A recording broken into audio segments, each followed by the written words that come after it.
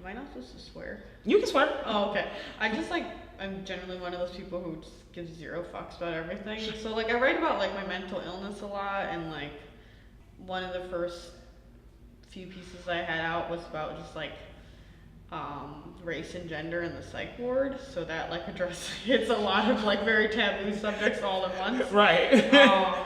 It's actually one of the one of the articles I'm proudest of. But yeah, I feel like people do end up putting you in kind of like a little bit of a corner. Like they don't know if you can write something else. Right. Especially being an activist and like wanting to do journalistic work. Like I've literally read articles being like coming out as an activist while you're a journalist, and I was just like, I think that's like a very privileged thing to be able to do. Like, you know, to write about like tragedies and like police brutality and like not do anything about it just seems like kind of incomprehensible to me.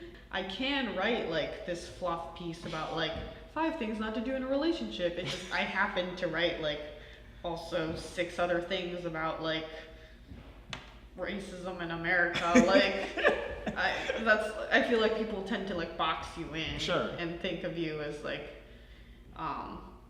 just an activist, and like that's my primary goal in wanting to write, and like a lot of like mental health advocacy as well.